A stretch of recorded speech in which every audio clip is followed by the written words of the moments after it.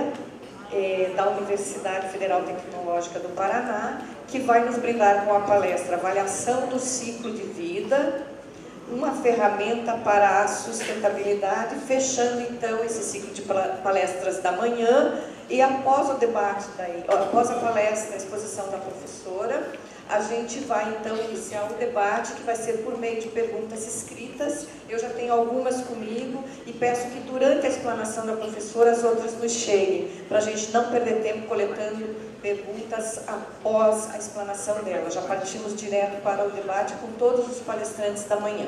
Muito obrigada. Bom dia a todos. Agradeço aos organizadores pelo gentil convite de participar desse evento.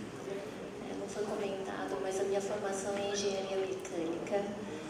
E aí, muitos de vocês devem se perguntar o que eu, como engenheira mecânica, estou aqui nesse evento, né, de Ciências do Som. E, na realidade, quando eu fiz o curso de engenharia mecânica, eu me lembro muito bem, lá no século passado, né, alguns de vocês também vão recordar disso, nós tínhamos pouca informação acerca das questões ambientais. Eu lembro que eu tive uma disciplina que falava de ciências do meio ambiente e não relacionava nada com as minhas atividades que eu iria adotar depois como profissional de engenharia mecânica.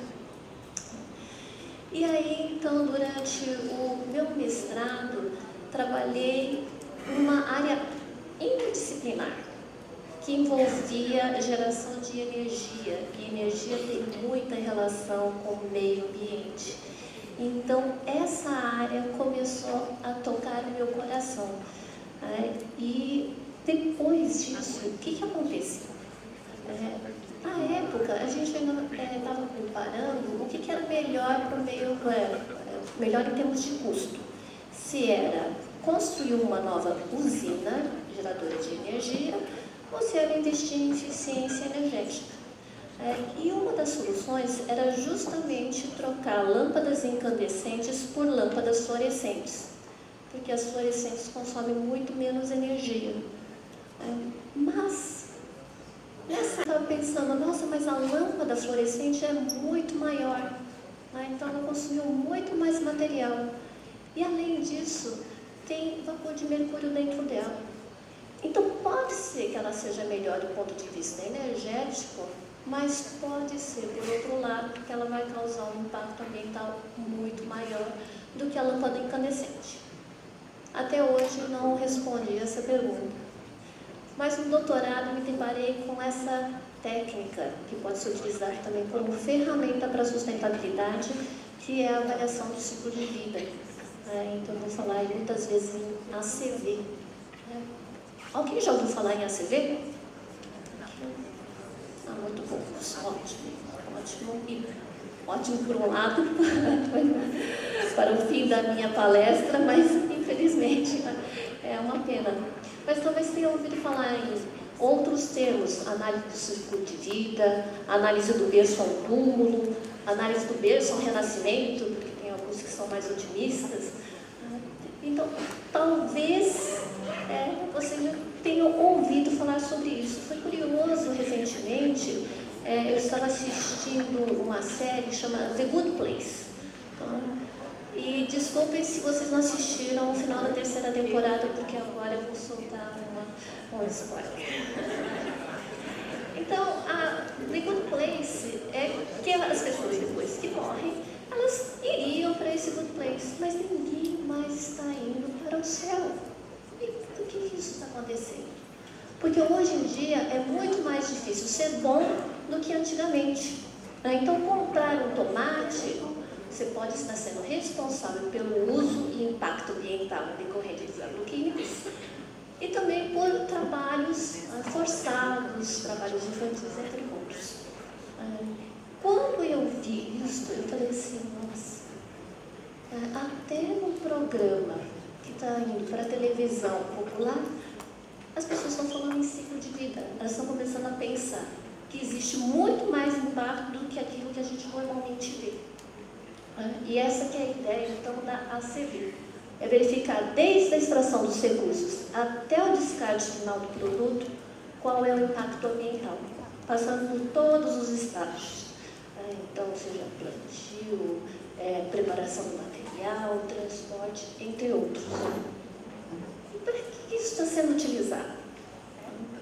Então, vocês estão falando aqui muito, hoje aprendi muito sobre essa área de ciência do solo, agrícola, quais são os impactos ambientais. Isso reflete também, não apenas para o produtor, mas para o consumidor. Então, o consumidor ele quer comprar produtos melhores. Claro que a gente está falando de vários tipos de consumidores no mundo, mas tem grandes consumidores, empresas, tem governos, que eles querem consumir produtos melhores. Vou mostrar isso mais adiante para vocês. Então, a avaliação do ciclo de vida, ela vai ajudar ao consumidor a tomar essa decisão. E também ela vai propiciar, por exemplo, ao setor público, a incentivar algumas políticas públicas, como é o caso do aumento do RenovaBio, que é baseado no ciclo de vida, apesar de ser limitado atualmente nos gases de efeito estufa. Mas quando nós estamos falando em sustentabilidade, acho que já foi comentado ontem, infelizmente não estava presente, ele é mais do que o impacto ambiental. Nós temos que considerar também outros pontos, por exemplo, as questões sociais e as questões econômicas. Quando a gente fala em ciclo de vida, existem áreas específicas que podem tratar desses outros temas. Por exemplo, custos de ciclo de vida ou então a avaliação social do ciclo de vida, que combinadas com a ACV, elas iriam em direção a uma avaliação da sustentabilidade do ciclo de vida. Hoje, contudo, eu vou me reter a essa área ambiental, que faz parte do tema do evento. Então, por que é que o ciclo de vida causa impacto ambiental? Nós consumimos recursos em cada um dos processos dentro desse ciclo e depois emitimos poluentes para o meio ambiente. Agora, imagine a complexidade de nós trabalharmos com todo esse ciclo. Tendo em vista isso, nos primeiros estudos de ACV, houve alguma contradição entre os diversos concorrentes. Então, um concorrente que produzia um material falava: o meu produto é melhor ambientalmente, e o outro dizia: não, o meu que é melhor ambientalmente, porque eles estavam usando medidas diferentes. Então, a ISO, na série ISO 14000, lançou lá na década de 90 essas duas normas. E a ACV, então, ela depende dessas 4 fases, das quais hoje eu vou destacar essas duas: a análise de inventário e a avaliação de impacto do ciclo de vida. Muito bem. A gente está falando no ciclo de vida, mas será que ele ocorre num local só? Pode ser que os meus processos iniciais estejam aqui no Brasil, mas depois eu venda. Isso vai para a China e ele vai ser utilizado, o produto vai ser utilizado lá na Europa e descartado na Europa. Isso sem contar os diversos problemas. Então, vamos supor aqui, eu vou precisar transportar. Preciso do navio, o navio precisa de motor, o motor precisa de aço, para produzir aço preciso de eletricidade. Então, está tudo muito interconectado. Então, são diversos processos no ciclo de vida, inclusive todos esses associados de geração de energia elétrica, produção do aço, entre outros, fertilizante, agroquímicos, etc., trator, tudo isso em diversos locais do mundo, causando impacto ambiental. Como é que nós vamos resolver? Então, eu preciso dessa informação, mas tem uma grande complexidade na resolução. Então, nós temos muitos desafios a seguir. Além disso, em cada um dos processos, preciso de todas as entradas, todas as informações, de recursos vindo da natureza, das matérias-primas, da energia, e também, além dos produtos, todas as emissões e para onde que elas vão. Isso quer dizer que nós precisamos de muitos dados. É Big Data que nós estamos falando. É muito dado, imagina, de vários produtores ao redor do mundo, porque tudo está conectado. No Brasil, nós temos uma base de dados do SIC. Ele está concentrado lá no IBICT, que é o Instituto Brasileiro de Informação e Ciência Tecnológica. mas até o momento ele tem poucos dados disponíveis no Brasil, 22 processos para ser mais exato. Então, no ano passado, por meio do apoio financeiro da Secretaria de Assuntos Econômicos da Suíça, foi possível coletar mais dados e deixar disponibilizado para poder facilitar os estudos de ACV, tanto no Brasil como fora do mundo. Então, envolveu uma série de organizações aqui no Brasil e gerou aí uma informação de mais de 10 vezes do que já está disponível na base de dados. Entretanto, nós temos um problema de conversão dos dados, e isso está vindo agora para a segunda fase do projeto, que é a Rota Estratégica de Bases de Dados Nacionais. É um projeto que é financiado pela Comissão Europeia e comissionado pela ONU Meio Ambiente, pela Iniciativa do Ciclo de Vida, envolvendo, além do Brasil, o Equador, Uganda, África do Sul, Índia, Sri Lanka e coordenado pela Suíça. Por que existe isso? Porque outros países desenvolvidos eles já têm base de dados. Então, a própria Suíça, a Europa, Canadá, Estados Unidos, Japão, eles têm base de dados, mas os outros países eles têm interesse, mas ainda não têm condições de ter informação suficiente. No Brasil, ele é coordenado lá por nós, na Universidade Tecnológica Federal do Paraná, e envolve todas essas outras instituições. Então, essa rota estratégica de como disponibilizar mais dados, ela está sendo elaborada, e a partir do dia 7 de junho, então, nós vamos ter uma consulta pública, estão todos convidados a participar, e uma audiência pública que vai ocorrer no dia 27 de junho, lá em Curitiba, dentro do BRAC 2019, que eu vou comentar daqui a pouco. Então, por que nós precisamos de dados? Então, só para ter uma ideia, modelar todos esses processos, ele começa a ser muito complexo, e aí nós precisamos de dados da irrigação da soja. E havia um modelo que era utilizado internacionalmente, dizendo que no Brasil era necessário 390 metros cúbicos para produzir 1 tonelada de soja. Por que esse modelo existia? Porque precisava fazer para todas as culturas do mundo quanto que era consumido em cada um dos países. Então, ele considerou o Brasil como um país como um todo. E daí nós falamos, nossa, nós temos muita diferença dentro do país. Então, resolvemos fazer a mesma coisa para a situação do Brasil, e varia, obviamente, de locais onde não precisa de irrigação, até locais onde precisava de até 20 vezes o valor da irrigação. Mas também a partir de modelos, incluindo, diferentemente desse modelo anterior, não apenas a regionalização, mas as características do solo. Mas nós precisamos de melhorar ainda esse modelo, ou acrescentar outras informações para ter mais informações sobre o inventário. Então, por exemplo, perda de solo por erosão, nós não temos nos inventários. Como que é a compactação, qual que é a qualidade do solo, como que é a movimentação do fósforo. Então, a gente já percebeu que em muitos locais no Brasil não existe essa movimentação de fósforo dentro dos solos, e com isso reduz alguns tipos de impactos ambientais também, em relação à estabilização, entre outros. Então, eu fiquei imaginando como que a gente podia relacionar o que a gente precisa, que nós temos utilizado em ACV, o potencial com a área que vocês têm trabalhado.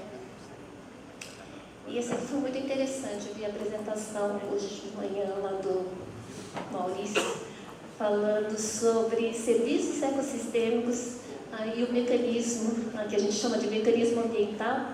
E ainda falou sobre o indicador, que nós chamamos de indicador de categoria. E comecei a relacionar como é importante a gente ter essa interação entre as diversas áreas. E quanto mais transdisciplinar a gente aprende mais e tem mais condições de fazer outros projetos em conjunto. Então, por exemplo, todos aqueles consumos de recursos e emissão de poluentes, eles vão gerar, então, impactos ou danos, como nós chamamos, por exemplo, serviços ecossistêmicos. Então, só para vocês terem uma ideia, a ONU Meio Ambiente, a Sociedade de Química Ambiental e Toxicológica, reuniu diversos especialistas para recomendar quais seriam esses indicadores a serem utilizados. Então, para serviços a ideia iniciou com vamos recomendar para serviços ecossistêmicos relacionados ao solo. Depois avançando um pouco mais, assim, não, vai ser qualidade do solo. Daí depois a qualidade do solo virou um único indicador que era de carbono orgânico total. Por quê? Porque o carbono orgânico total não, carbono orgânico. Porque o carbono orgânico era a informação que fiquei sabendo hoje que é fácil de ser obtida. E segundo, porque isso existe, então, a informação disponível para várias regiões do mundo. E como eu mostrei anteriormente, tudo que nós temos precisa estar relacionado ao mundo. Não pode ser de uma região específica. Então, existia um modelo, por exemplo, para perda de biodiversidade, que era muito refinado, mas ele só servia para a Suíça. Por quê? Porque os suíços tinham coletado dados sobre plantas vasculares durante muitos anos.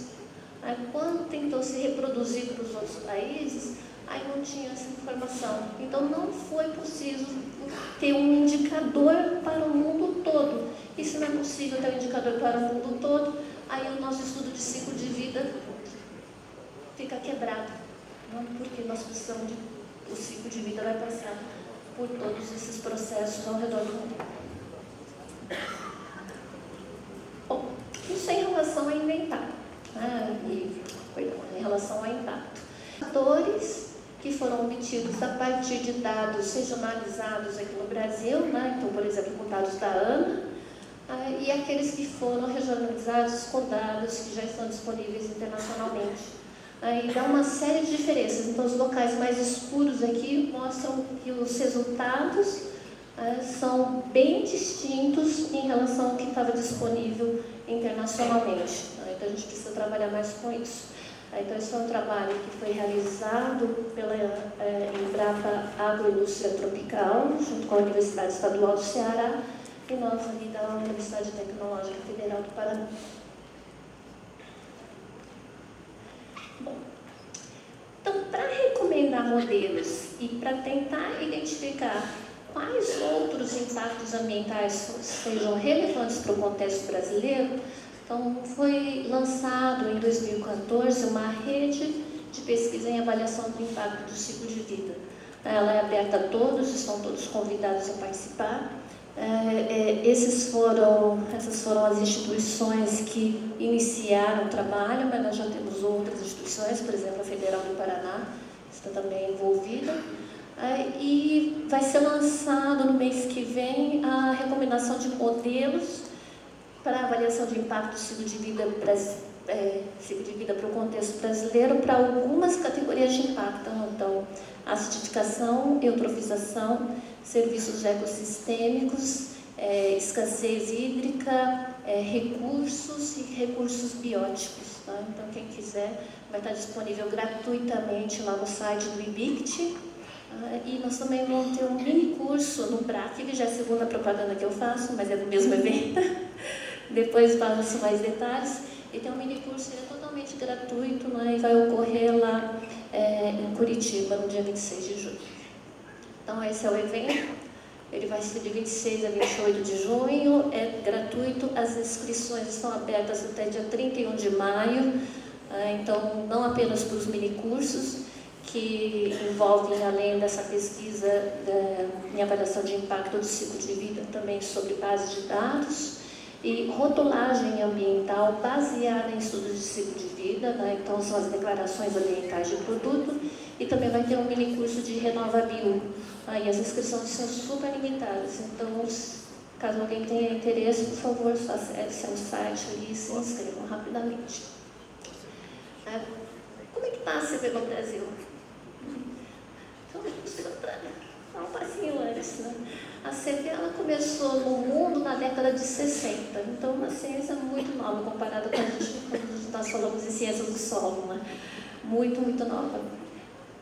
Só na década de 90 que ela teve um impulso internacionalmente, e no Brasil a gente é um pouquinho atrasado, aí começou os primeiros estudos lá em 1995, 96, e também quando foi implementado em empresa. Então, a Natura foi a primeira empresa a adotar a CV dentro das suas atividades atividades de projeto e também de gestão.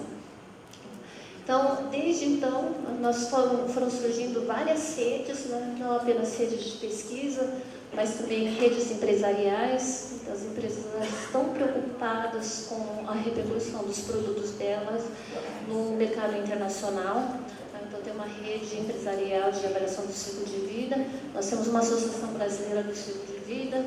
Temos também aí várias universidades que têm trabalhado com isso, porque é realmente intenso. Nós temos mais pessoas envolvidas nesse processo todo. Então, como que é o impacto? Não é o impacto do Brasil, mas é o impacto de ACV.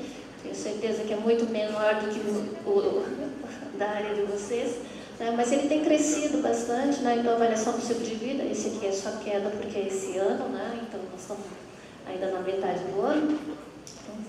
Mas ele tem crescido tanto quando nós falamos de avaliação do ciclo de vida, quanto de avaliação social do ciclo de vida. Então, para a ACV, nós somos o 15º país com maior número de citações no mundo, e para a ACV social nós temos uma posição um pouquinho melhor, nós somos o 7º país com mais citações, né, no mundo. Outro impacto também, que não é um impacto ambiental, é como quantas empresas estão tirando, né, estão fazendo o rótulo ambiental do tipo 3, né, então baseado em estudos de ciclo de vida. Então, no Brasil, nós temos apenas 12 produtos que têm o rótulo ambiental, né, diferentemente do Japão, que tem mais de 1.000 produtos, a Itália, cerca de 300, depois países escandinavos, por volta de 100, e aí todos os outros países são muito pouquinho.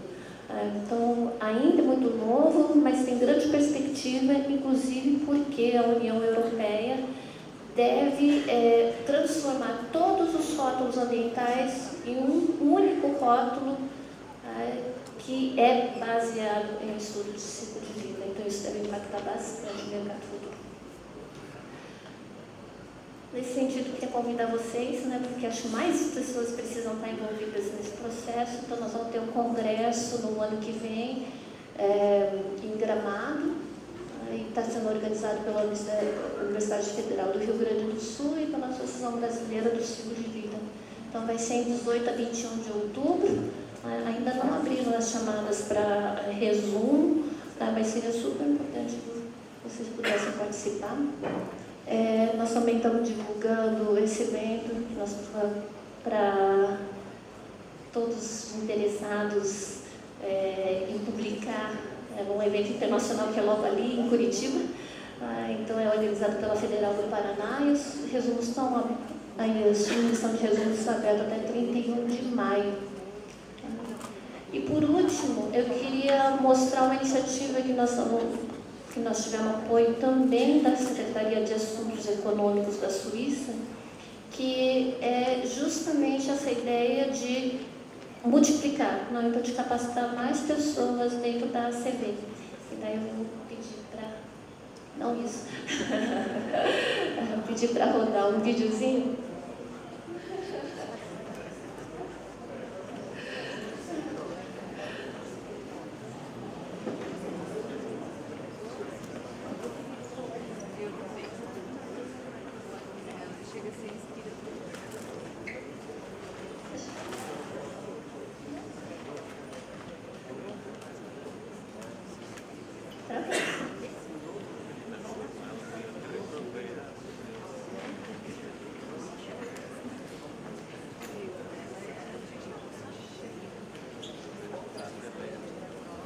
Você já se perguntou o que tem por trás de cada produto?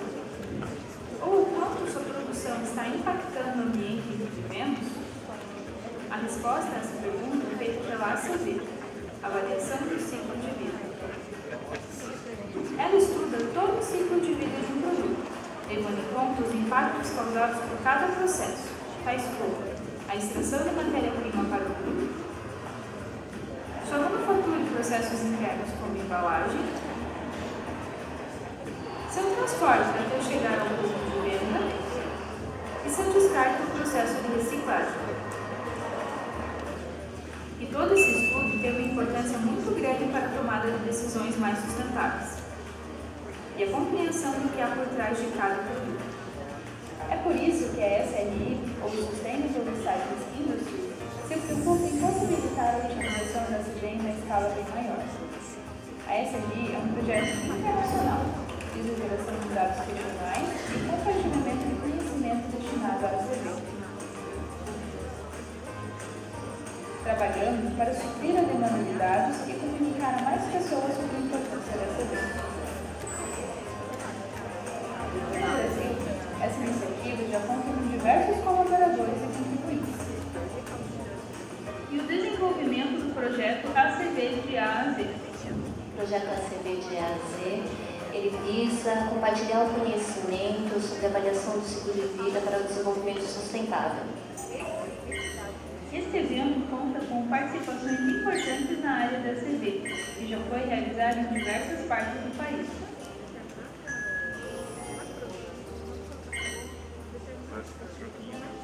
E tudo isso é possível graças à SLI, contribuindo para o desenvolvimento sustentável. Se interessou? Venha saber mais sobre o assunto, converse conosco pelos contatos ou participe em um dos eventos. E aproveite para conferir as palestras da última edição do evento ACV de A a Z com os links no vídeo de inscrição. Estiveram envolvidas várias pessoas, né? Então aqui toda a nossa equipe de 10 instituições, né? 8 nacionais, 2 internacionais. E aí a gente agradece bastante o financiamento, mas também as colaborações que nós tivemos e o apoio aí de várias instituições e também, né, a todas as instituições que realizaram isso, porque houve grande contrapartida também de cada um dos participantes, né? A gente não conseguiu pagar todo mundo que está envolvido nesse processo, na quantidade necessária.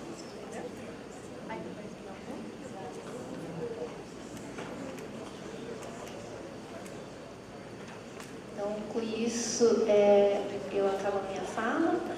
Eu queria agradecer bastante a todos que fazem parte do ciclo de vida do nosso Centro de Avaliação da Sustentabilidade do Ciclo de Vida, que é o GIRO.